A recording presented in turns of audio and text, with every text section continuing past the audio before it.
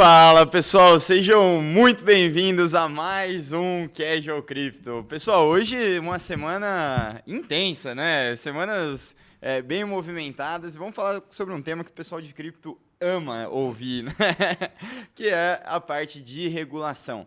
A gente sabe que tem a turminha do Fuck the Banks e que não gosta de regulação, e quando a gente fala de regulação, a gente é xingado por todo mundo, mas também tem as pessoas um pouco mais sensatas que entendem que existe um meio termo, né, e um espectro muito grande entre uma total anarquia, né, e um pouco de burocracia que pode ser positivo, ou então o que está acontecendo agora, né, que é uma regulação que realmente já é um pouco mais extrema e que às vezes a gente pode achar até um pouco mais confusa.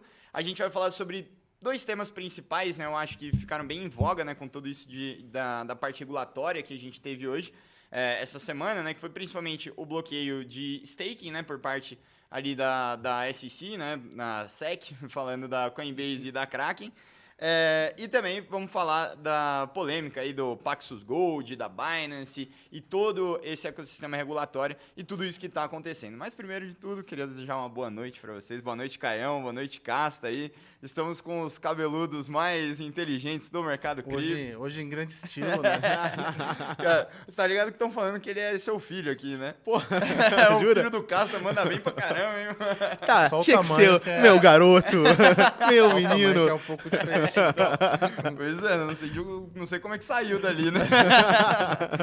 Cara, bom, vamos dar uma contextualizada geral, né? Queria desejar primeiro uma boa noite também para todo mundo que está assistindo a gente. Estamos com 100 pessoas aqui no comecinho dessa live. Vamos deixar o like aí para todo mundo, né, pro YouTube achar que esse conteúdo é bom realmente, né? A gente dá uma enganada nele e ele entrega para o máximo de pessoas possível. Deixa eu ver quem tá no chat aí, ó. Tem o pessoal aí, ó, o Derson, o Paulo Justo, o Fernando, o Kif, né, o mais novo integrante aí da Mercúrios. E o La Casa de Papel está perguntando se está seguro manter em caixas stablecoins. A gente vai responder tudo isso nessa live de agora. Então, Caião, vamos começar pela questão do staking, né? A gente teve uma confusão, né, de staking com a Kraken, daí a Kraken entrou em acordo com a SEC, a Coinbase vai para o pau, parece. Dá um resumo do que está acontecendo nesse... Vamos falar de staking, depois a gente vai para as stablecoins. Não, beleza. Vamos tentar separar os assuntos, que aí não vai causar tanta confusão. Então, a gente já tinha comentado um pouco sobre a postura dos reguladores em relação ao staking lá atrás, quando a gente estava falando do Digital Currency Group, da Gemini, né, que é uma corretora, ou Gemini, e também da Genesis, que pertence ao Digital Currency Group, e era como se fosse uma corretora para institucionais e que também fazia a vez ali de balcão ou de mesa de empréstimos, né? Esse player, Genesis, ficou ali numa situação de insolvência e tal, e isso prejudicou o programa do Gemini Earn, né, que pagava recompensas, né, um programa de rendimentos baseado em empréstimos, e a partir de um determinado ponto ali desse desenrolar, desse conflito entre esses dois atores, a SEC se meteu no meio e falou, olha, vocês dois aí criaram uma relação para o usuário final, para o investidor do varejo, que é uma relação de valor imobiliário, e por isso eu vou notificar, eu vou indiciar vocês, né? Basicamente, como se fosse um processo, né? Uhum. Vocês vão ter que pagar, porque o usuário estava dependendo de vocês, estava depositando em vocês confiança, e com isso ele esperava ter retorno. Né? Isso é interessante. Vamos entrar, Castro, acho que você pode dar um background legal para a gente de como estava funcionando o staking por essas corretoras, né? Como que a Kraken fazia, como que a Coinbase fazia, se elas faziam de maneiras parecidas, né? E o que a SEC pode ter achado que pode configurar uma security ali no meio.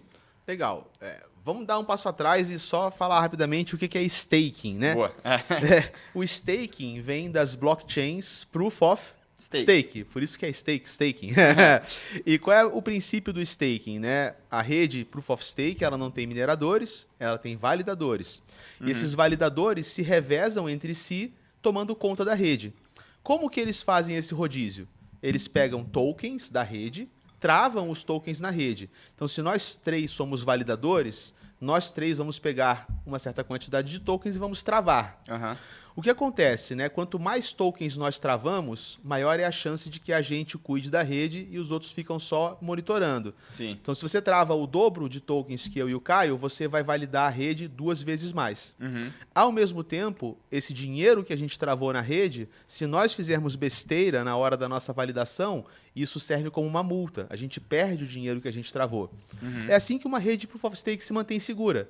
O stake, né, vem da tradução literal de estar em jogo, ou de colocar em aposta, ou de arriscar. Exato, né? Eu gosto muito daquela analogia, né? Quando o pessoal fala do poker, né? Que você coloca as suas fichas, né? Aquelas suas fichas estão em stake, né? Que não tem uma tradução muito boa, né? Para português, né? Mas é essa estaca ali, né? A tradução literal seria assim, botou em jogo. Boa. Botou para jogo. Então, eu deixei os tokens na mão da rede, a rede me deixa trabalhar e ganhar recompensas, e se eu fizer besteira, eu tomo multa, eu perco minha caução, né? O meu staking. Então, beleza. Só que você vai falar, pô, Casta, mas nós colocamos tokens em staking e a gente não valida absolutamente nada. A gente só coloca em staking e fica caindo a poupancinha, caindo os juros. Até porque fazer o staking, quando a gente fala fazer essa validação, é o quê? Você está analisando as transações e vendo se elas são válidas ali. Isso. Você, na verdade, tem um computador, você instala um software nesse computador e esse software se pluga na blockchain e ajuda na validação dela. O que acontece com o ser humano normal, né, a sardinha mera mortal, é que ela não tem condições de fazer isso na casa dela. Então, ela pode pegar os poucos tokens que ela tem e ela confia esses tokens a um dos validadores. Então, se nós 3 somos validadores, não somos sardinhas, e tem uma sardinha, a sardinha pode escolher um de nós e fala assim, pô, Danilo, eu tenho 001 Ether. Pega esse 001 Ether, valida com ele e em troca você me dá um pouco da recompensa. E você faz um fundo imobiliário ali, É tipo, vai uma vaquinha, sacou? Então a gente pode fazer uma vaquinha para ajudar o validador a validar e ganhar um troco da vaquinha.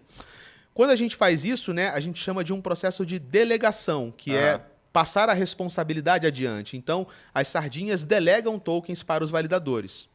Quando a gente vai agora para o universo da blockchain, você faz um staking na Kraken, o que acontece? Você delega os seus tokens para a Kraken e a Kraken é uma validadora da rede.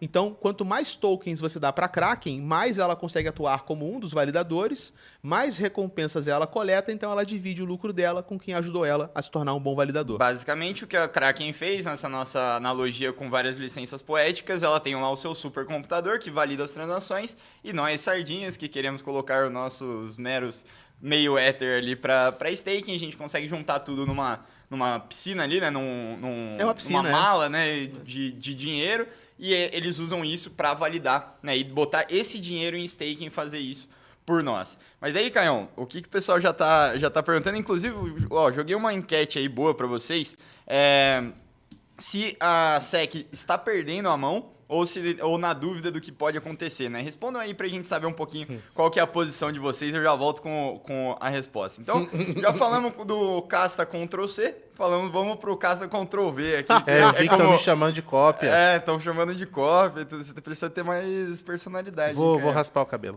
Falaram que é o professor Afrânio e o Space Today, então aqui. Pô, eu preferia Hellboy, cara. O Hellboy é melhor. Hellboy é melhor.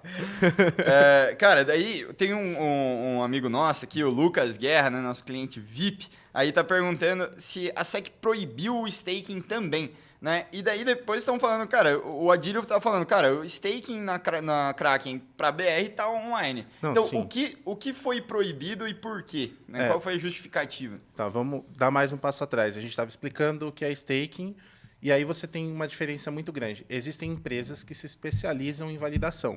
Então, por exemplo, uma Everstake, que é uma empresa ucraniana relativamente bem estabelecida no mercado, tem parceria com a carteira Exodus e tudo mais. Quando você quer delegar para a Everstake, você tem que ser um usuário mais criptonativo, né? Você tem mais skin in the game, porque você vai usar uma carteira e você vai... se for a Exodus, você vai direto para a Everstake. Se for uma carteira diferente, você vai indicar, por exemplo, a Everstake, vai fazer o stake com ela.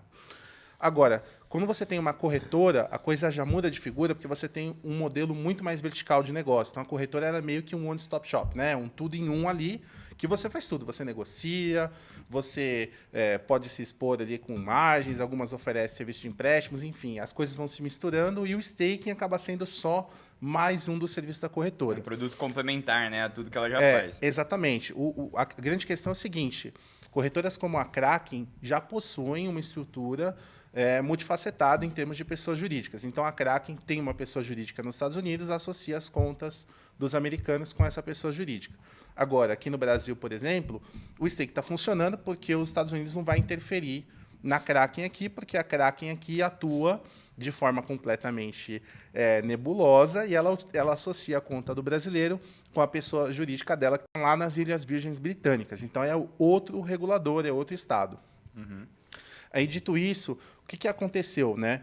A Kraken proativamente suspendeu o serviço de staking nos Estados Unidos. Então, ela fez um settlement, ela fez um acordo com o regulador, que é a SEC, Comissão de Valores Mobiliários lá dos Estados Unidos, e ela simplesmente não falou que ela concordava ou ela discordava. Ela só falou, ó, vou parar de fazer o serviço e cheguei nesse comum acordo aqui com o regulador, vou parar.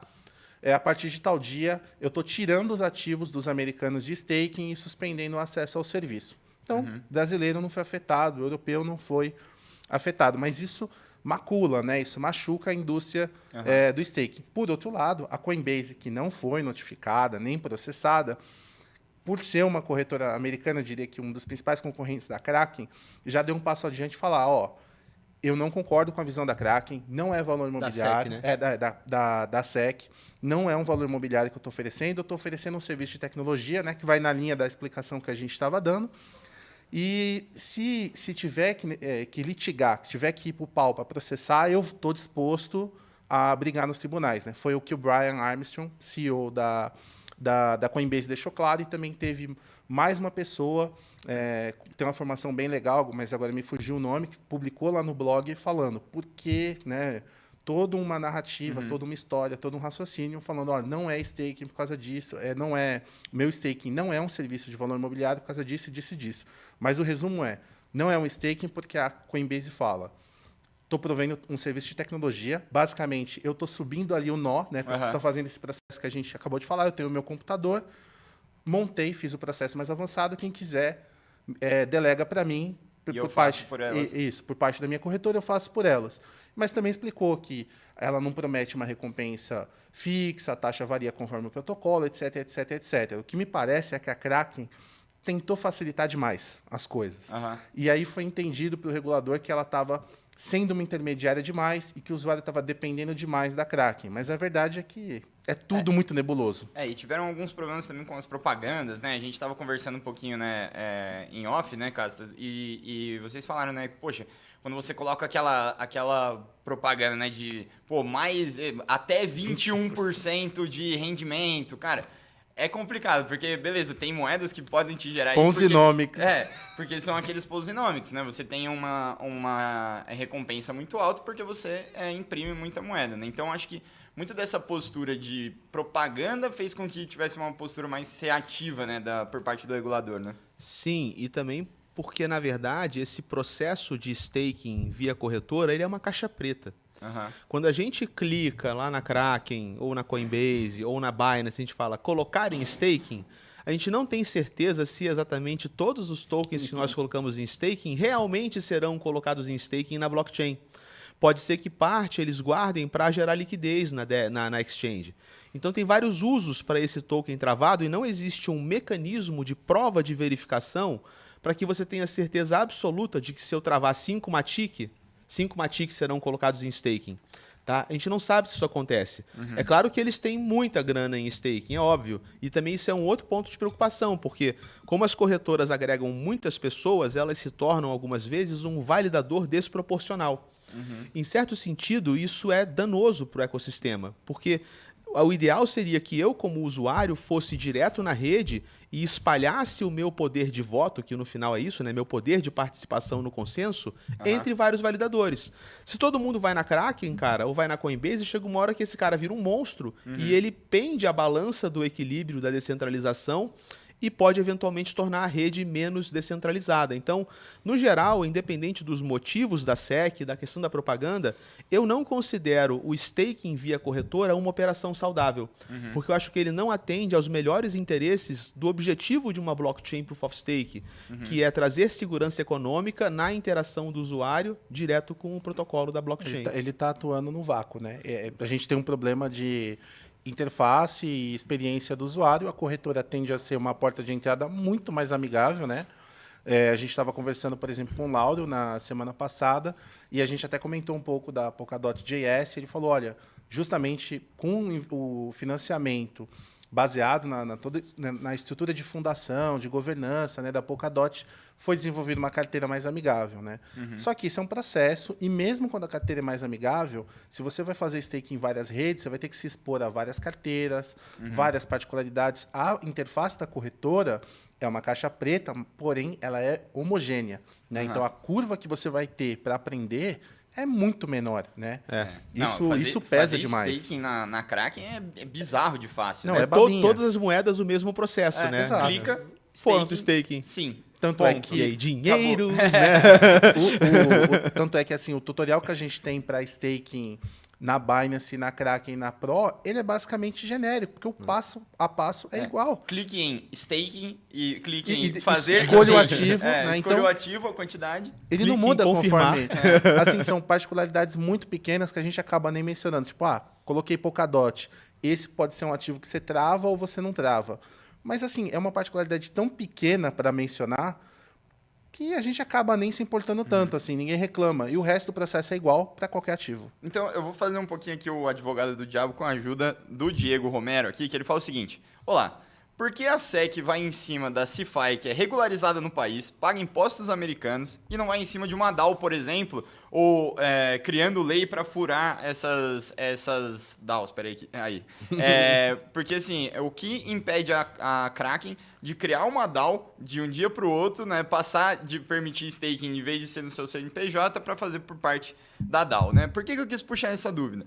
Porque, assim, a alternativa é realmente o cara ir lá e fazer por conta própria, ou então, tipo, beleza, saio da Kraken, vou fazer numa Lido, por exemplo, né? Ou em qualquer outra plataforma ali já mais nativa na rede. Só que a gente sabe que isso gera milhares de outros problemas, né? E muitas vezes até instituições com menos credibilidade, né, do que a Kraken, sem querer citar nomes, né, mas a Binance, podem ganhar um volume muito, muito grande e a gente pode ver na verdade, isso virando um tiro no pé, né? Você pode tanto prejudicar o usuário porque, poxa, você está indo para um lugar que é menos seguro, né? Ou um lugar que é muito mais difícil em questão de UX. Então, assim, eu não sei como eu me sinto nisso que você falou, pelo menos, caso por isso que eu queria puxar essa provocação para você. E, tipo assim, cara, a regulação, ela vem, beleza, eu entendo a parada de ser mais descentralizada e que a Kraken poderia ser um polo enorme disso daí, isso não é legal, mas, ao mesmo tempo, você meio que dá um tiro no pé do seu próprio usuário porque você não permite ele a fazer da maneira fácil e que não tem risco dele errar, entendeu? Essa visão que você trouxe, ela é representada num questionamento comum que está sendo feito por todo o mercado cripto, que é a visão de que os Estados Unidos estão dando um tiro no pé. Não só em relação à Kraken, mas essa investida que a gente tem visto contra o mercado cripto, personificada aqui nas ações da SEC e nas ações do Departamento de Serviços Financeiros de Nova York, ou NYDFS, são realmente um ataque quase que frontal à cripto, né? A gente nunca viu um ataque tão aberto, tão claro. E o pessoal se questiona, mas os Estados Unidos podia estar na vanguarda de cripto. Né? Eles podiam abraçar cripto e esses dólares maravilhosos que seriam injetados no universo cripto ficariam em domínio americano. Então, quando eles empurram cripto para fora, eles estão burros e eles estão dando um tiro no pé. E esse é um excelente questionamento, né? E a gente se faz essa pergunta há muito tempo, desde que a China baniu os mineradores de Bitcoin. Falou, se a China baniu, então os Estados Unidos abraça e os Estados Unidos dá a volta na China como? Evoluindo com cripto. Só que essa visão, cara, é muito natural para alguém que já entendeu que cripto tem um benefício para a humanidade. Isso não é tão pervasivo quanto a gente imagina. A dominância norte-americana e a hegemonia do dólar no mundo é parte fundamental da estratégia para manter os Estados Unidos como a maior potência econômica do mundo. E os dólares de stablecoin não ajudam nessa dominância. Os dólares que ajudam nessa dominância são os dólares que saem do Banco Central, saem do Fed, saem da impressora, que geram título de dívida, que alavancam a economia, que aumentam a dívida interna para catalisar ali os interesses da manipulação e dos sei lá, dos destinos da economia norte-americana. Então, para a visão desses caras que estão tentando manter uma máquina no poder, um establishment no poder que já estava estabelecido desde o final da Segunda Guerra Mundial, para esses caras, cripto não tem proveito. Porque mesmo que eles adotem cripto, eles vão ter que abrir mão desse modelo e dessa arquitetura de hegemonia que eles montaram durante quase 100 anos, cara. Então eles não vão aceitar. Eles vão tentar fazer o quê? Minar a infraestrutura de cripto. Tem um termo muito comum lá fora, que daqui a pouco vai chegar aqui, sobre a operação choke point. Choke point. Choke point, de enforcamento, de estrangulamento. Choke point 2.0. O que foi o choke point 1.0? Foi quando teve uma febre nos Estados Unidos de apostas online e poker online que varreu a população, cara. E o negócio estava tão endêmico, tão uma praga, que os Estados Unidos queria acabar com aquilo. Só que eles não tinham arcabouço jurídico para chegar e falar, casa de poker, você não pode. Você não pode. Casa de apostas, você não pode. Porque não tinha lei para isso. Então, o que eles fizeram? Eles foram em todos os bancos e basicamente falaram assim, oi, banco. Se você mexer com isso... Se você mexer com isso, coisas ruins irão acontecer com você. Então, todos os bancos fecharam as contas dessas casas de aposta e pokers online e esses caras foram forçados a emigrar para fora dos Estados Unidos e aí o negócio perdeu força. Inclusive, muitos desses caras foram para cripto, né? E aí eles voltam a ser atacados agora. O Choke Point 2.0, quando você vê alguém que está estudando esse assunto, o cara vai te falar o seguinte, esses ataques da SEC não são aleatórios. Esses ataques da SEC, eles obedecem a uma agenda pré-estabelecida, a um roteiro de ataques e de guerras pré-formatado para montar um enforcamento no mercado cripto e possivelmente abafá-lo ou reduzir o seu desenvolvimento e empurrá-lo mais para frente. Isso faz mais sentido para um cara que quer manter a hegemonia da impressora do Fed do que alguém que acha que uma stablecoin de dólar é uma boa jogada para o governo americano. Agora você fez o exército do Fuck the Banks, né? Assim, a galera tá vibrando aí? Tá vibrando. São ataques concatenados. E assim, eu lembro que no começo da Mercúrios a gente teve, cara, problema em 2018. A gente não conseguia abrir conta em banco. Não conseguia abrir no Itaú, não conseguia abrir nada, porque o nosso nome, Mercúrios Cripto.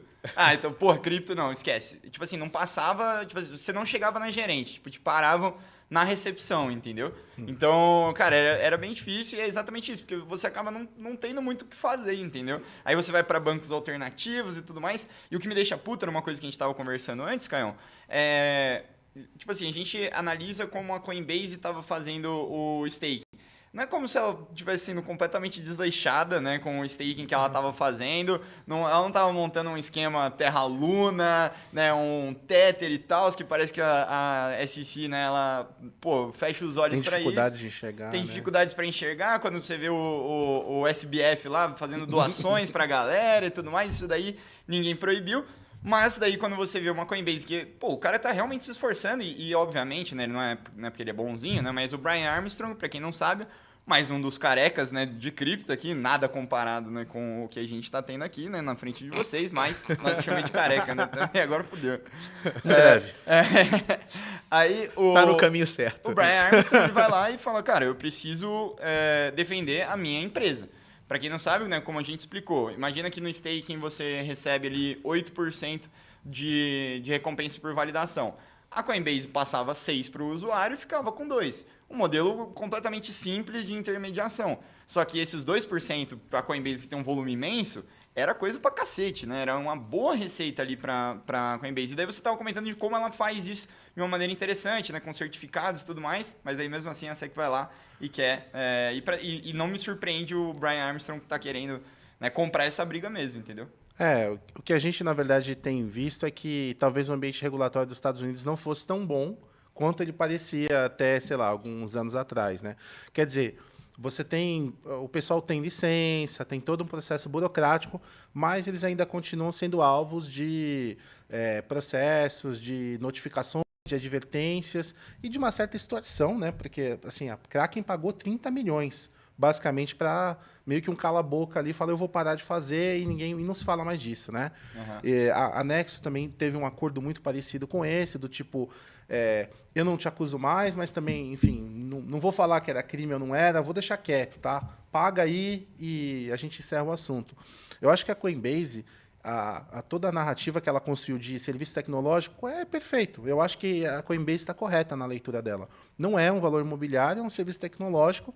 Ela só é uma coisa mais fácil do que você delegar por conta própria, né? Mas isso, infelizmente, não parece que é suficiente para o regulador. E aí fica a dúvida, né? O que mais você precisa fazer para o regulador, né? Particularmente, a gente estava falando, né, de stablecoin de dólar agora, né, o Casta. Eu acho que é uma ideia muito legal, né? O mercado cripto depende muito dessas stablecoins. Na verdade, para os Estados Unidos, isso deveria ser positivo. Vai contra o establishment, mas, ao mesmo tempo, é dólar, né? São títulos da dívida, do tesouro, são dólares depositados em bancos nos Estados Unidos, pelo menos nas stablecoins bem reguladas, né? Que, na verdade, não são tão bem reguladas, porque, como a gente vê, o regulador fica atirando para todos os lados, né? Mas é uma regulação volátil, completamente. Exato, né? Totalmente nebuloso, entendeu? Então, mas a Paxos era um player que a gente costuma colocar dessa forma, a própria Center, que opera ali a USDC, né, que a gente gosta bastante, mas no fundo é muito arbitrário. Chega um dia a SEC e fala, olha, é um valor imobiliário, viu?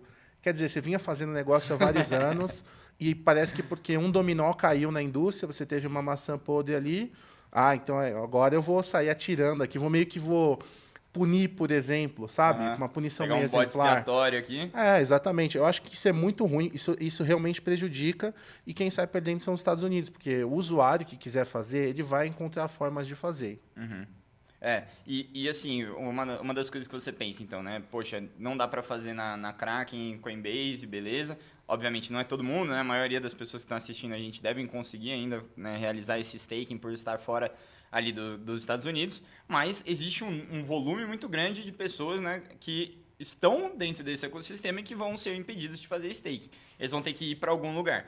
Aí, a pergunta que muita gente fez essa semana, principalmente porque Lido deu uma explodida, né? Você acha, Casta, que pode ser direcionado para esse tipo de protocolo? Para uma Lido, para uma Rocket Pool, por exemplo, apesar de não ser a UX mais perfeita ainda, pode ser até um wake-up call, né, na Lido, falar, agora aproveita aí para fazer um UX fudido porque vai entrar volume, entendeu? E eu sei que Lido deu uma disparada grande, né? A gente tem lá no portfólio também, né? Então a gente estava de olho, muita gente perguntando isso pra gente também, eu queria ter sua visão. Sim, é um driver, tá? Especialmente porque o staking na Ethereum, ele é diferente do staking da maioria das blockchains Proof of Stake. Se a gente pega Avalanche, Phantom, se a gente pega Harmony, se a gente pega as blockchains da Cosmos, se a gente pega a Polkadot, todos os stakings desse cara são stakings com delegação. Ou seja, eu, usuário, pego a carteira da blockchain nativa, escolho um validador e ponho a grana naquele validador. Isso chama-se prova de stake delegada, ou Delegated Proof of Stake. A Ethereum não tem delegação. A Ethereum você faz o node, acabou. Você só pode ser node. 32 Ethereum, tu faz um node. Então, como não existe delegação nativa na Ethereum, existem protocolos que oferecem esse serviço por cima. Especializados nesse serviço de delegação, né? Exato, não é a Ethereum que oferece a delegação. A Lido implementa a delegação por cima da Ethereum.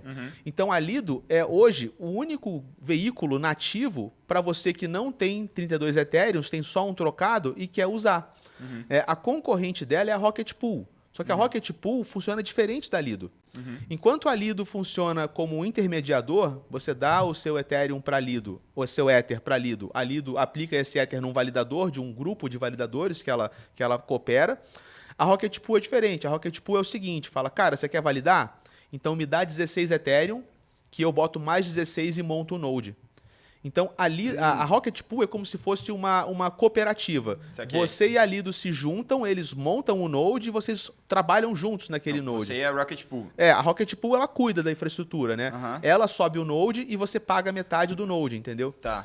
Então, é diferente. Você não vai conseguir usar 0.1 Ether na Rocket Pool. Na verdade, os nodes na Rocket Pool, eles são mais comunitários, né?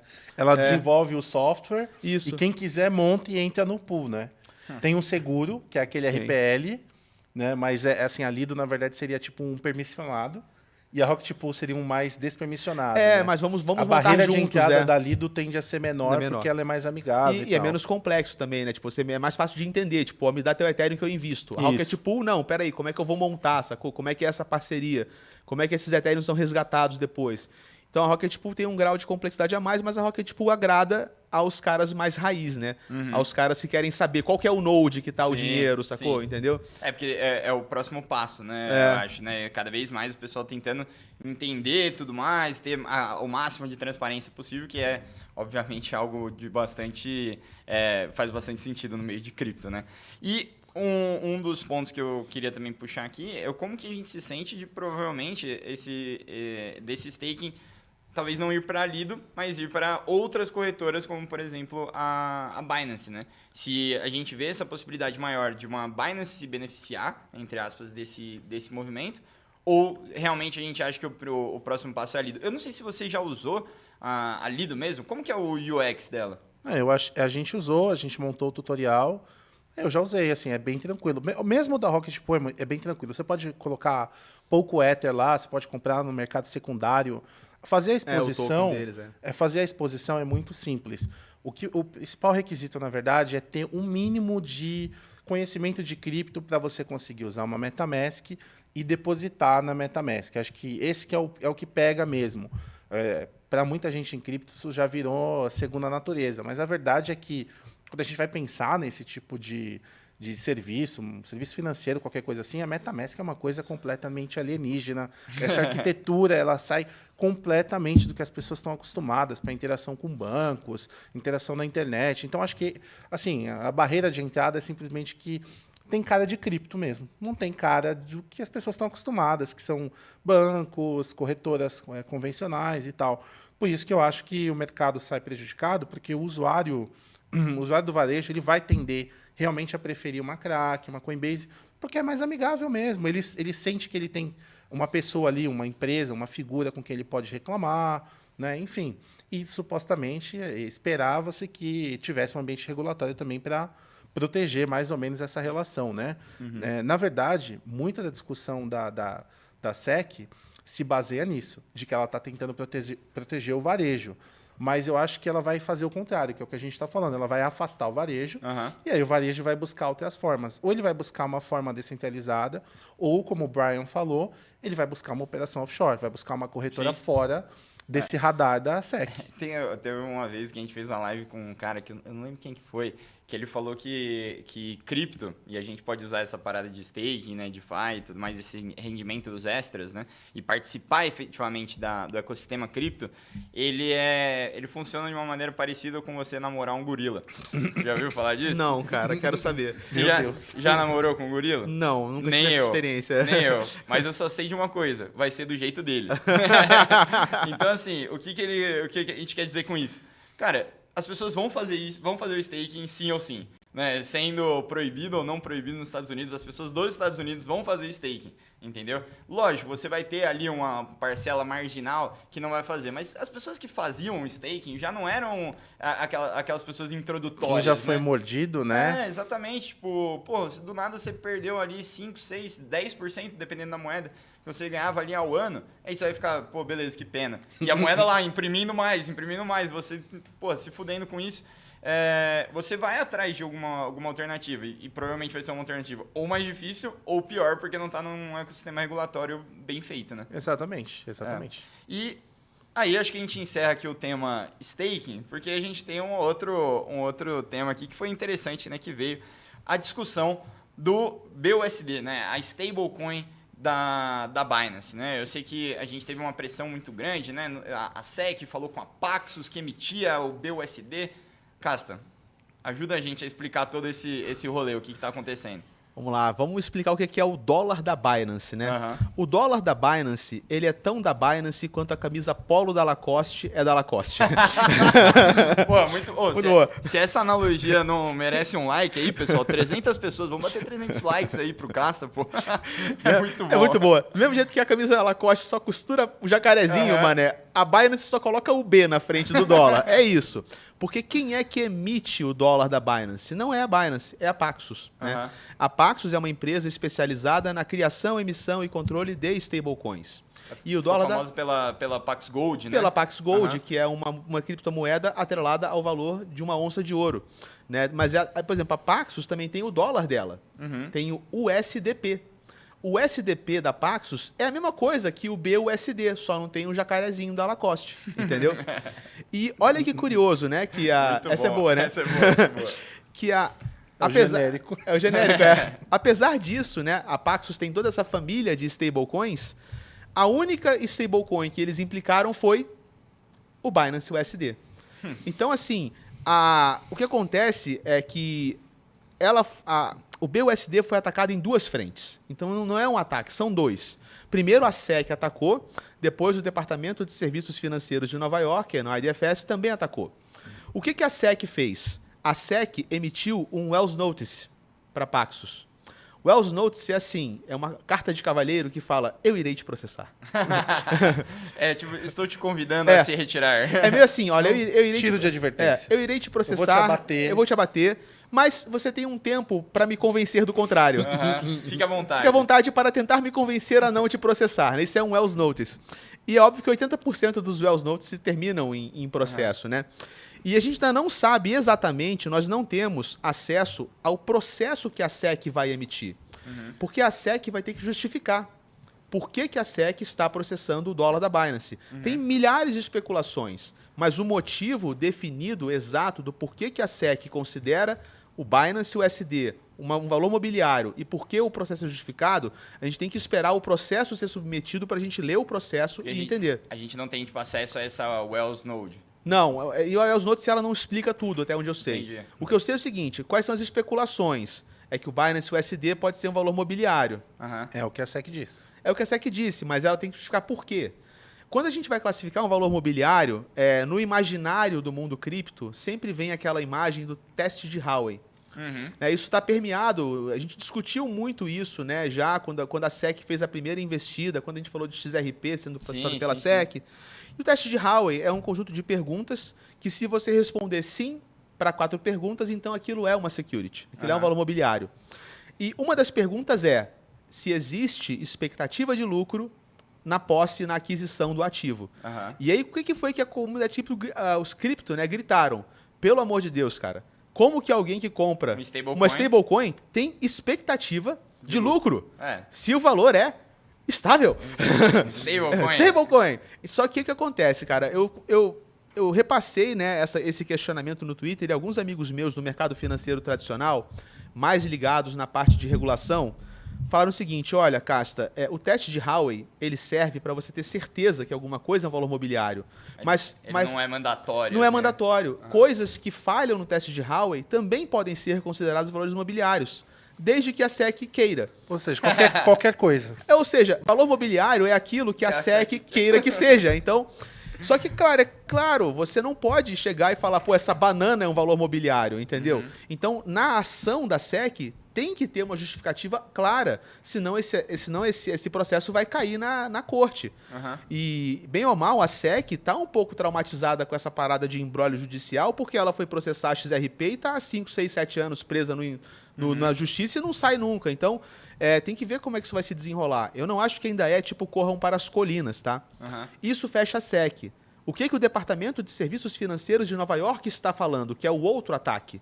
Esses ataques, a princípio, são descorrelacionados. Mas foi no mesmo dia. Mas foi no mesmo dia. Operação Choke Point 2.0. Já viu o Choke Point? O V de Vingança. V de Vingança. Que ele fala, não existem coincidências, apenas ilusões de coincidências, né? Não, nessa ilusão de coincidência, qual que é o argumento do Departamento de Serviços Financeiros de Nova York? Do supply, que é a quantidade total de tokens circulantes do Binance USD, 70% está na Ethereum. 30% mora na BNB Chain. Então, é a única stablecoin que tem uma divisão tão drástica. E o argumento do NYDFS é o seguinte, olha, nós só autorizamos a Paxos a emitir o dólar na Ethereum. Nós não autorizamos a Paxos a emitir o dólar na BNB Chain. E como tem 30% dos dólares na BNB Chain, Então a Paxos quebrou o acordo e furou o seu escopo regulatório. Ah, tá. Calma, esse é o Mas argumento. aí não tem nada a ver com security, Não, security e tal. isso é tipo assim, olha, você fez mais do que você estava permitido a fazer. A Paxos é uma empresa que ela tá nos Estados Unidos. Sim. Então por isso ela tá sofrendo essa pressão. E quem é o regulador da Paxos? Departamento Financeiro de Nova York. Ela era licenciada certinho. Legal. Então qual que é o lance agora? Eu vou fazer esses questionamentos e quero depois saber a opinião do Caio, porque eu não concordo com a opinião do NYDFS. Primeira coisa, o Departamento de Nova York falou o seguinte: Paxos, você não poderia ter emitido o dólar fora da Ethereum ou emitido o dólar na BNB Chain.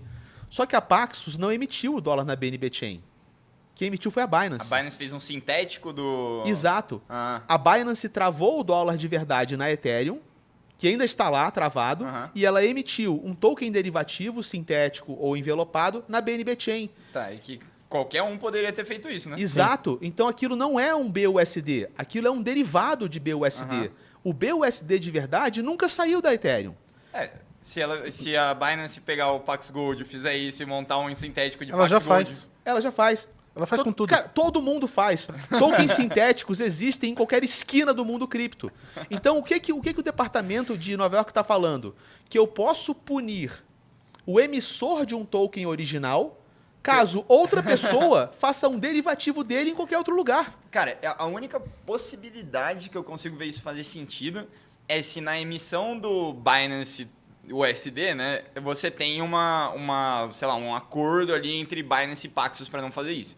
Tipo assim, ou que... Mas não dá, não adianta. O órgão regulador fala assim, pô, você tá fazendo o Binance dólar, não pode virar festa, entendeu? O único argumento é o seguinte, que o terceiro, o cara que gerou o token derivativo, ele é parceiro do emissor. Exato. Esse é o exato. único argumento. Tipo, tudo bem, se fosse a Wormhole Exato. a fazer isso, não teria problema. Se Mas a Kraken fizesse um sintético na puta que Avalanche, pariu, né? É. foda-se. Mas agora, não, é a Binance que fez. É claro que isso é o quê? Uma forçação de barra. Sim.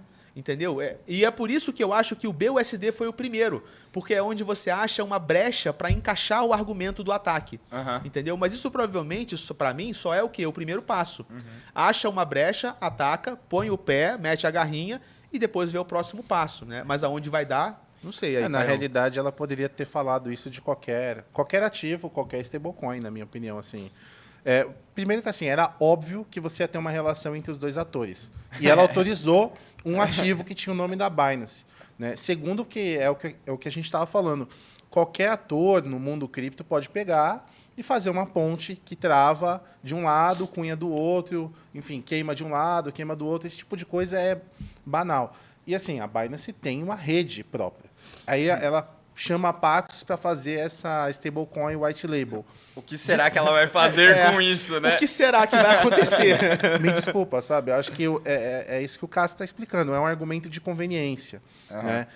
E a gente tem outras stablecoins que têm emissão que é isso, tá? Na wormhole, você às vezes nem sabe que você está lidando com uma ponte, na realidade. Você tem que ser rato ali, abrir o explorador, e se você tiver sorte, talvez está explicado lá, entendeu? E o BUSD, ele existe desde quando, mais ou menos? Você lembra? Cara, não sei quando foi lançado, cara. Mas faz o quê? Faz mais de um ano, pelo menos. Ah, não, Acredito que faz, Faz, sim. né? Faz Bastante, sim. faz um tempinho sim. já. Já tá aí. Não, faz e, que assim, 2021 já tinha BUSD já, na né? Binance. Sim. E assim, é muita, novamente, uma ilusão de coincidência. No exato momento em que a Binance está claramente com uma ideia, né, estratégia de negócio de banir outras banir não, né? Tirar do seu fluxo ali, né, dos seus livros de oferta, uma USDC da vida, outras para o pessoal usar cada vez mais a BUSD, surge um ataque aonde? No BUSD. Então, vamos para a pergunta que é a pergunta de $1 milhão. Qual o efeito prático que isso pode gerar, né? Porque, pô, aqui a galera já começa, né? Fudeu, então, corram para as colinas. Tipo assim, vamos pro worst case scenario, tá ligado? Sabe? Tipo, o pior caso possível. O pior que caso, pode acontecer. o pior caso é a Paxos desiste, ela vai parar de emitir, vai fazer o redeem até acabar. Basicamente é isso, a Binance se abandona, volta a usar o Tether, que é maravilhoso, como a gente sabe, né? Aí os Estados Unidos não precisam se preocupar, porque o lastro está num banquinho nas Bahamas. Resolveu o problema, né? Você tinha o lastro em bancos regulados, com garantia, agora você não tem mais. tá no Deutec lá nas Bahamas, né? Resolveu Tá bem o problema. melhor, né? Exatamente. A risco de depegging eu não acredito que haja, tá? Porque, a princípio, todos os BUSD são lastreados. Não, sim, né? Se a Paxos e a Binance não estão mentindo, que eu não vou botar a mão no fogo por eles, né? Mas se eles não estão mentindo, então temos lastro, não tem por que ir a zero. Mas né? é importante a gente frisar que a probabilidade de uma Paxos estar mentindo, dado o ambiente regulatório que ela está, é muito menor do que uma FTX, por exemplo. Tipo, Com a certeza. gente não está falando de coisas da mesma Exato. magnitude. Né? Não, é muito assim, tem alguma coisa errada com o escopo regulatório se a Paxos estiver mentindo. Então, o regulador falhou, sacou? E ela não tem o histórico problemático de uma Tether. Ela já foi muito mais proativa em mostrar a prova de reserva. Se instalou em Nova York, que sempre foi bucha. É o pior lugar É o que tem. pior lugar que né, tem né? para você ter uma empresa de cripto. Ela poderia muito bem ter feito uma outra estrutura organizacional. Então, assim, eu acho que o pior caso é esse. Ela abandona, o produto vai morrendo com o tempo à medida que vai sofrendo o redeem. Mas é isso, a Binance não vai ser exatamente prejudicada. Assim. Como corretora, se ela trocar para o USDT, eu acho que vai ter muito pouco impacto, sabe? Vocês viram uma fala do CSO da Binance? Não. Ele soltou fora do CSO equity. é o quê? De estratégia? Chief Strategic Officer. É porque pode ser sales, né, também. Não é strategic, Ele falou o seguinte, não foi uma declaração oficial, mas ele comentou, né, que ele acredita num possível futuro próximo, onde a Binance faz um acordo com o governo norte-americano para apagar uma bolada e apagar os pecados do passado.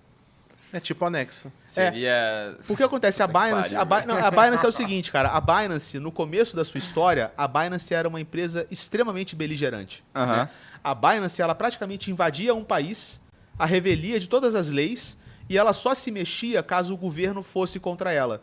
Então, ela faz o que ela quer primeiro e se não é jeito ela se conserta. E é claro que ela criou... Atira primeiro, pergunta depois. Ela criou uma inimizade brutal. Ela nunca foi bem vista, né? Ela nunca foi querida. Só que depois que o CZ entendeu que, cara, ou eu me adequo ou eu morro, então a Binance virou uma boa menina. A Binance agora coopera com as leis, o CZ vai lá conversar com o presidente do país, com o governador, com o prefeito. O cara é um boa praça do caceta, né? Então a Binance... Nos avisou sobre a FTX. Ele é o cara é um lindo, né, cara? Um ícone.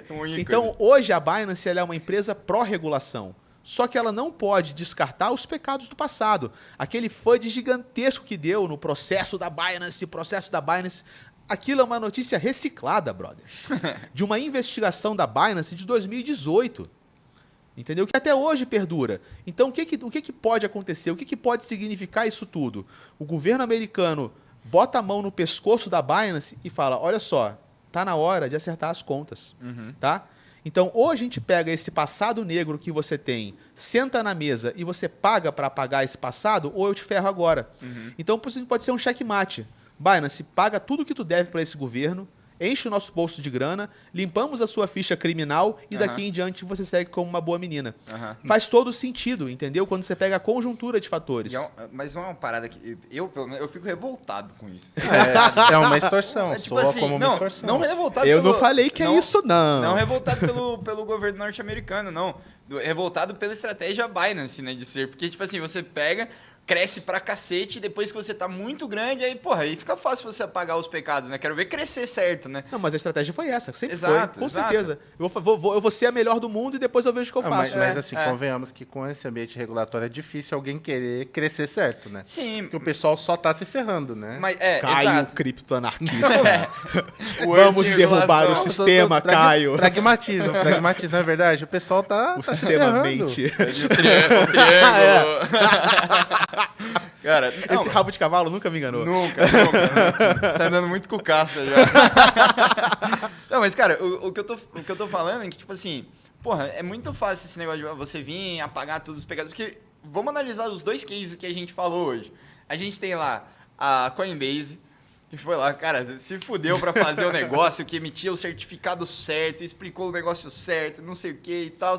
E daí vem um outro, faz a moda caralha tudo, e depois fala, depois eu vejo isso daí, pago um dinheiro, já que eu ganhei 20 bilhões aqui, eu pago 1 bi pra pagar todos os meus pecados. Porra, aí é fácil também, né? Vou começar aqui a vender droga, fazer a porra toda, ficar milionário e depois pago uma fiança de 1% do que eu tenho, né? Talvez tenha que ficar um pouco mais do que isso, cara, mas eu entendi a sua lógica. Não, você entendeu? Tipo, você entendeu a injustiça? As diretrizes do YouTube já era, Já né? eram violadíssimas. Vamos fazer um disclaimer aqui. Em caso de investigação criminal... Isso é apenas um exercício teórico. Exatamente. Analogias, casta e tal, sabe essas Casta paradas? não. Danilo. Professor aí... esse cabelo aí, sabe essas paradas? Vou começar a deixar também. Deixa o seu crescer agora, cara. Cara, e... Beleza. Falamos de Binance, né, o BUSD que eu queria falar. Falamos sobre a questão de staking. Qual que vocês acham que pode ser, por exemplo, um próximo alvo? Tem algo na cabeça de vocês que vocês vejam, tipo assim, cara, isso aqui, ele tem uma cara de que daqui a pouco a SEC vai entrar nisso aqui também. Tipo, ele tá entrando dessa forma, mas para chegar aonde? Ou será que ele tenta entrar de outra forma também para meio que ir encurralando todo mundo, entendeu? Poderia encher o saco dos provedores de staking, né? Querer que o provedor de stake faça QIC, evite que o cliente do varejo dos Estados Unidos chegue nele. Quer dizer, o cara pelo menos vai ter que colocar um disclaimer no rodapé falando que se você é dos Estados Unidos, você está entrando aqui por sua conta e risco.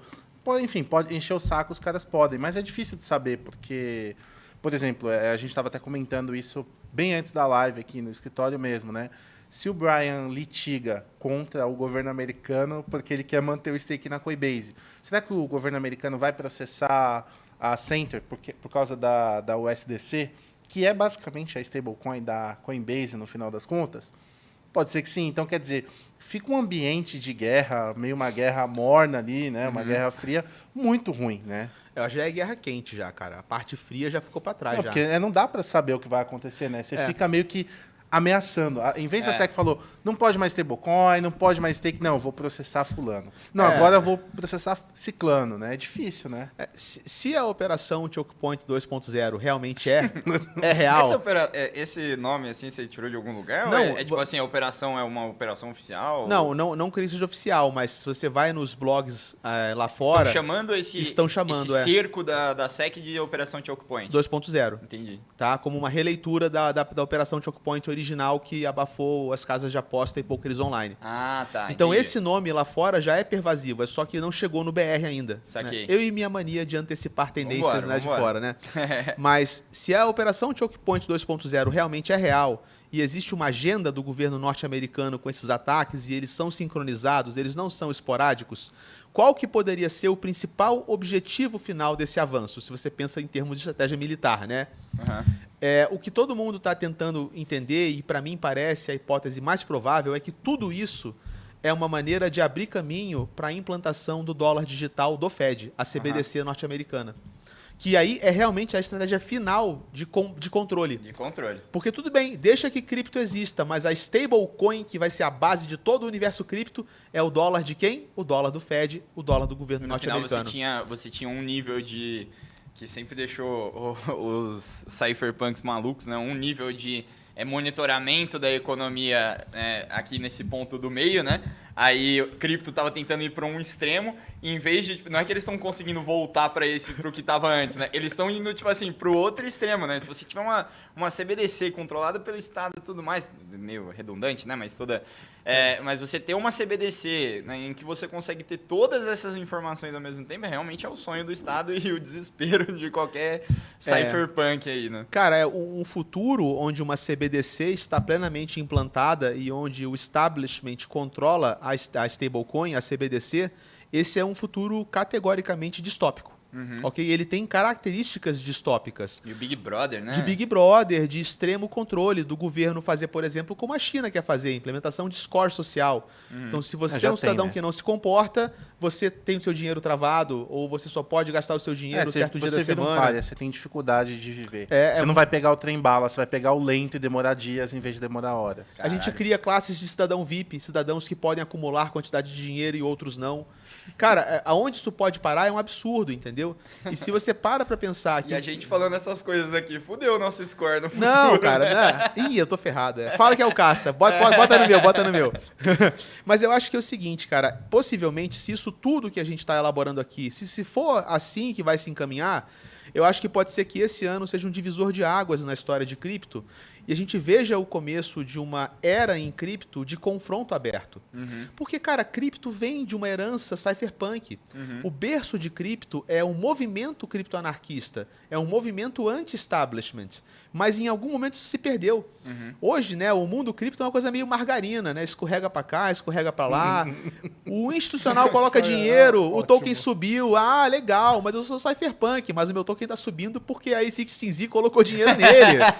Ah, o VC não é tão ruim, né? Foda-se o Estado, o VC, Quintera Capital, Sequoia Capital. Então, ficou uma coisa nebulosa e esse ideal claro de que estar posicionado em cripto é um ato de rebeldia contra o establishment, uma maneira de subverter o que você entende como uma ordem mundial tóxica, elitista, preponderante, tudo isso se perdeu.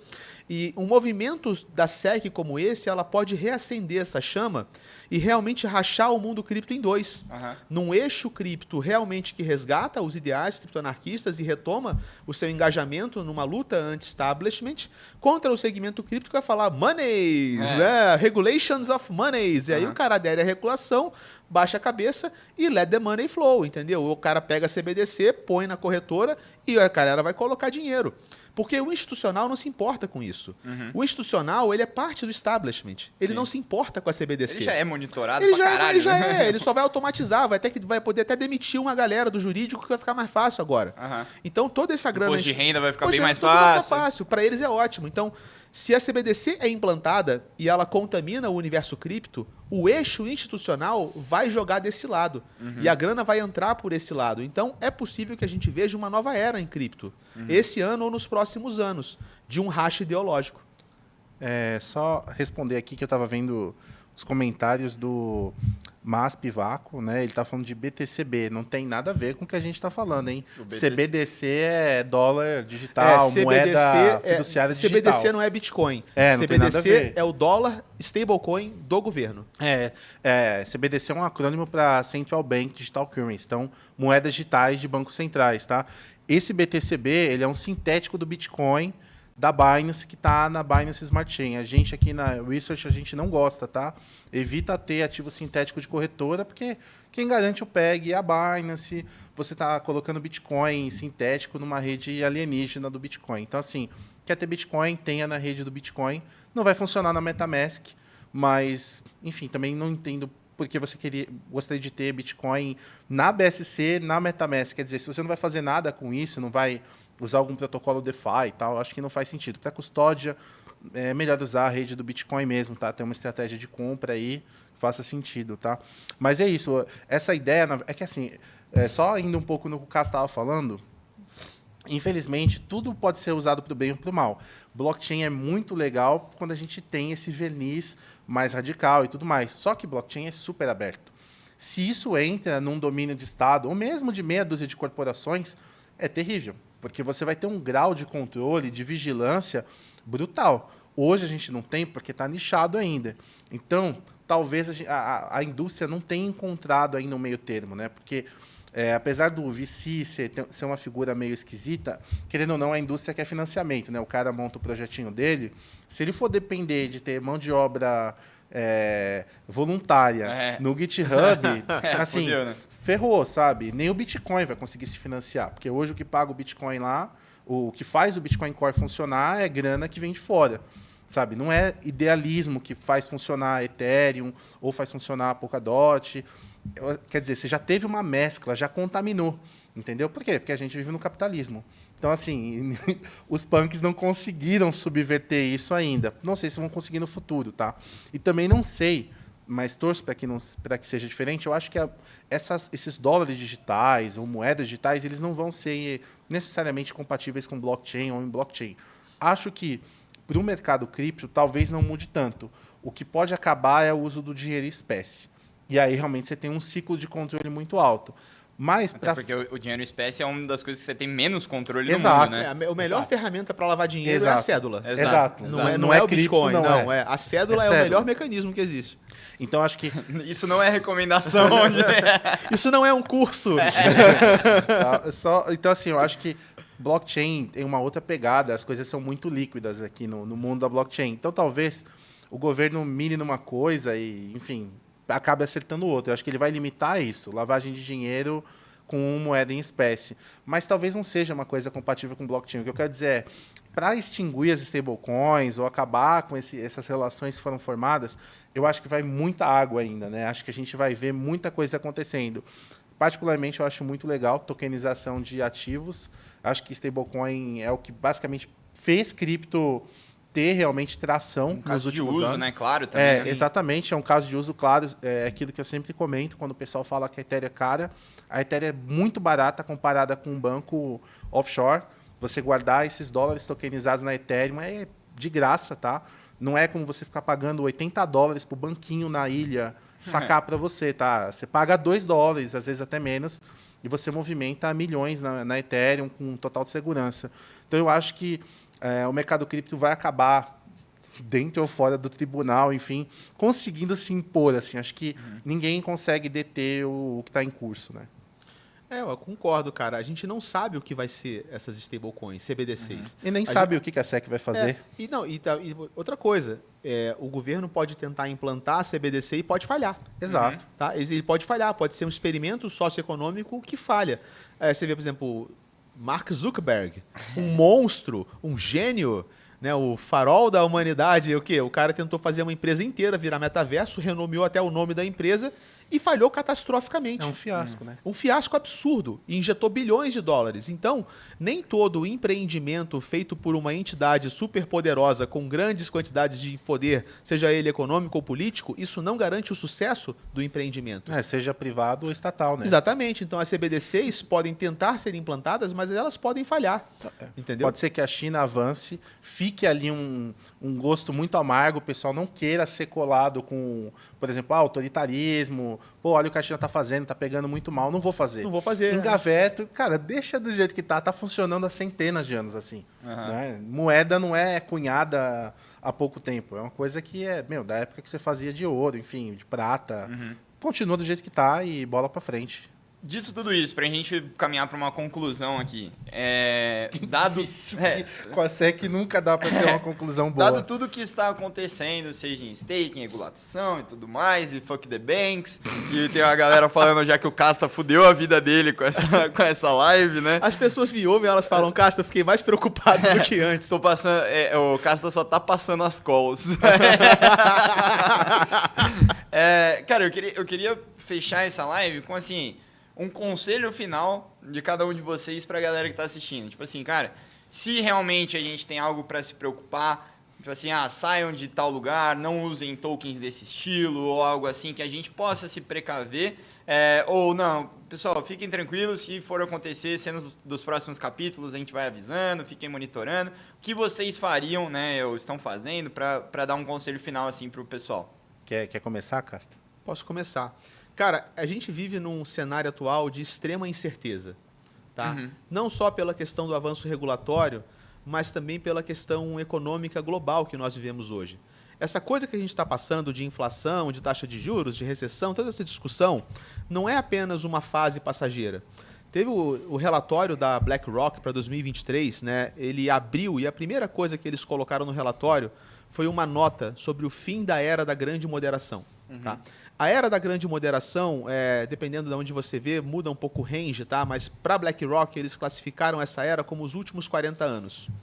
Como uma era de estabilidade geopolítica, ou seja, paz entre as nações, inflação baixa e prosperidade econômica e financeira. Grande moderação que você diz, então o negócio ficou meio cozinhando. O mundo se tornou moderado, né? Desde que a gente saiu da Segunda Guerra, o mundo se tornou moderado pós-Segunda Guerra. A gente viu uma era global, onde as democracias capitalistas expandiram, né, em produção, em serviços, em tudo, expandiram suas economias, as mais desenvolvidas, a inflação baixa e com estabilidade socioeconômica, geopolítica e com e com relativo ganho para as populações. Então, Aham. as pessoas se sentiram relativamente seguras durante a grande moderação. Uma vez que a era da grande moderação acaba, o que ela deixa para nós? Pelo menos um intervalo de alguns anos ou até algumas décadas de instabilidade.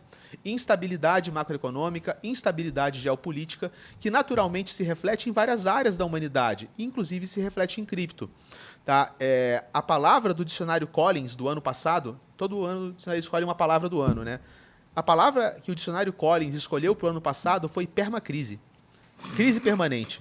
Permacrise? Permacrise, como o fenômeno que sucede à era da grande moderação. Então, um conjunto de anos nos quais nós vamos viver de um estado ou uma sensação interna de crise permanente. Nós não vamos ter um espaço de acomodação socioeconômica. Nós vamos viver em um turbilhão por um tempo. Casta veio nessa live para acabar com o sonho. Pô, já Calma, eu vou explicar, vou chegar Bom lá. Cara. carnaval, pessoal. Não, bicho, calma. Eu acho que cripto é a resposta para a permacrise, tá? Não vai dar tempo de elaborar isso agora. Mas o que eu diria é o seguinte, a regra agora, eu não acho que exista um porto seguro absoluto. O que eu diria para pessoas que têm portfólios é aumente o seu grau de diversificação. Diversifique mais. Então, você tem grana em stablecoin, diversifique em mais de uma. Você põe grana em corretora, usa mais de uma corretora. Você tem grana on-chain, diversifique em mais de uma rede. Então, faça estratégias que você se diversifique para que, caso uma das pontas seja atacada, você consiga sair pela outra. Mas já nunca foi bom, nunca foi inteligente você dar all-in em cripto. Sim. Em nada. Agora é menos ainda, entendeu? Então, eu diria esse recado. Nós não estamos entrando numa era pacífica e você tem que saber se virar nesse novo universo. Então, uma das estratégias é diversifique bastante, gerencie bastante o risco. Tem uma parada que eu falei até no Mercurius Day, né? Que a gente, cripto, gosta de correr riscos, risco e retorno e tudo mais. Lembre-se, a gente gosta de correr riscos, mas não riscos de morte, né? Então, a gente sempre dá o exemplo, né, de você... a gente gosta muito de pular de paraquedas, sei lá, dar aquela adrenalina e tudo mais, e é meio que a personificação do mercado de cripto, você saltar de paraquedas. Só que usa o paraquedas, né? não salta sem. Não salta sem ele, tem um motivo, Porque assim, quanto maior o risco, maior o seu retorno, então salta sem. Você vai ter um risco absurdo, então você vai ter um retorno absurdo? Não, você está correndo um risco de morte. Então, eu acho que foi uma ótima dica essa daí mesmo, de você sempre diversificar em coisas boas, pelo amor de Deus. Entendam, diversifica, né? Com critério, por favor, né? Bom, Mano, depois desse fechamento do Casta, o pessoal tá falando que não vai mais pular bloquinho de carnaval. Não, desculpa, gente, eu não queria deixar vocês galera. Deprimidos. Mas eu acho que a chave realmente é planejamento, né? Eu sempre bato nessa tecla, principalmente lá na Mercurius Pro. Custódia exige estratégia, você precisa entender por que você está na corretora A ou B, quais corretoras você vai usar. Se for uma autocustódia, você precisa saber fazer muito bem, né? E nesses momentos, talvez... Bom, para começar, para quem pode fazer uma estratégia com opções, eu acho que é um bom momento para você ficar em cripto mesmo e não depender tanto de stablecoin. Se o mercado começar a precificar essas tensões, o mercado começar a ficar muito volátil, caindo mesmo, ter um baque de novo, uma pancada, se você tiver com opções... eu acho que até hoje entraram mais opções, mais contratos. Acho que a Nicole colocou na carteira perfeita. Se não saiu ainda, vai sair. Então, se você pode usar opções, ótimo. Já é uma forma de você não ter stablecoin, você ficar exposto a cripto, você vai diversificando ali em diferentes corretoras, carteiras. E eu acho que isso já já está muito na frente da maioria do mercado. Agora, se você faz uma estratégia 80-20, eu acho que sim, vale a pena você adotar a mesma diversificação para os voláteis e aí talvez repensar se esse caixa realmente precisa estar em cripto, talvez seja melhor deixar em USDC mesmo, talvez variar stablecoin, sei lá, apesar de a gente não gostar da Tether, como ela está em Hong Kong, pode ser que não encham tanto o saco dela, apesar de ser uma stablecoin que a gente não gosta, porque o histórico, né, o fundamento dela não é legal. E eu vi que perguntaram da DAI também. Sim, perguntaram da DAI. Hoje a DAI, eu acho super legal o projeto e tal, só que a DAI hoje ela funciona com cestas, né, de stablecoins, então ela está exposta a várias. Pode ser que seja uma maneira de diversificar o risco de forma indireta, sabe? Acho que é super válido, não é uma stablecoin ruim numa situação como a que a gente está vivendo. Só acho que não serve para trade. Talvez em DeFi sim, mas para hold mesmo, acho que é tranquilo, porque você não vai ficar negociando muito. Então você troca um pouquinho do caixa ali, deixa em DAI, sabendo, claro, que ela é diferente, estuda um pouco, entende como funcionam os pools, a MakerDAO, etc, para não fazer uma tomada de decisão às cegas, né? Como eu falei antes para o amigo ali que estava falando do BTCB, não façam isso. Entendam em que rede vocês estão depositando, se é o ativo nativo, quais são as consequências de você se expor dessa forma a uma rede da Binance, para não ter dor de cabeça, para entender exatamente o que vocês estão fazendo. Né? Não pensar que você tem um risco de um tamanho assim, quando você vai ver, ele é imenso. Né? Exatamente. Diga. Eu posso fazer um fechamento otimista para a Opa, galera? porra, com certeza. Só para a galera não ficar sofrida Terminar no coração. bem, né? Eu vou fazer uma reviravolta tecnofilosófica aqui para você. Caralho. Para terminar de forma otimista. Cara, crise também é sinônimo de oportunidade. Boa. Ok? Boa, Castro. Pronto, né? Vamos melhorar isso aqui, isso? né? Então, se nós estamos entrando em eras de indefinições e de instabilidades, nós também estamos entrando em eras onde novas dores da humanidade serão expostas. E essas dores oferecem a criação e solução de novas oportunidades de negócio, de novas maneiras de relacionamento socioeconômico, de novas dinâmicas de relações sociopolíticas.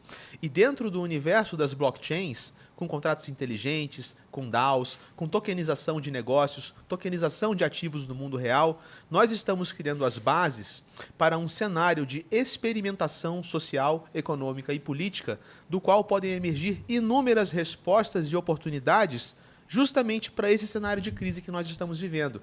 Então eu digo, se você está assustado com o cenário atual, eu acho que é mais fácil você se conscientizar do que nós estamos vivendo e entender que o universo cripto, muito mais do que comprar gemas, pode ser a base tecnológica para uma nova maneira de nós cooperarmos entre nós. E possivelmente a resposta para a crise venha da emergência desse novo tipo de tecnologia. E você consegue estar à frente, né? Estar na base, quando tudo isso está sendo construído, é um diferencial muito grande. Né? A gente, eu sempre falava que antes da gente começar a Mercúrios, eu gostava muito de ações. Né? Só que tudo que você vai fazer em ações, sempre tem um cara que é 40 anos mais velho que você, que ele tem 40 anos a mais de experiência do que você. Em cripto, a gente está no começo de tudo. Né? Então, é muito fácil a gente começar em 2017 e hoje a gente é dinossauro no mercado de cripto, entendeu? Mesmo eu tendo 24 anos, 25 anos, a gente tá, tipo assim, desde os primórdios. Claro que tem os malucos lá que veio de 2012 e tudo mais, mas agora eles já não são mais maioria. Né, como eram, por exemplo, quando eu comecei a entrar no mercado ali em 2017. Então, assim, é muito interessante isso de você estar à frente, né, de todo esse tempo, visando toda essa revolução que a gente vai ter aqui para frente. Né? E como o Castro falou, né, que a gente pode fechar com isso, é que na crise a gente redistribui as cartas. Né? Muitas vezes a gente pode ter novos começos, novas oportunidades, e isso é muito interessante. Né? A instabilidade ela gera muitas novidades, isso é bem interessante. Você tem mais alguma coisa para comentar? O pessoal ficou mais feliz agora? Acho que sim. Não, agora tem que ficar, né? Não, é só para fazer o jabá que a gente fez um panorama, não é nada muito longo, coisa de 2 páginas na Carteira Perfeita, falando sobre esse cenário, né? Bem na vibe da conversa de hoje. Então, para quem quiser um conteúdo escrito ali, precisar de repente, sei lá, vai que a gente abriu demais a mente e tá um furacão na cabeça, dá uma lida lá, a gente situa, mas realmente não tem como saber. Tá? Não dá para te falar, a USDC é tranquila, não vai dar problema, ninguém vai atrás. Não tem como garantir. Né? A gente sabe aquilo que dá para saber no mercado. Né? Então, assim, dentro do que a gente tem hoje, continuamos achando que é uma stablecoin interessante.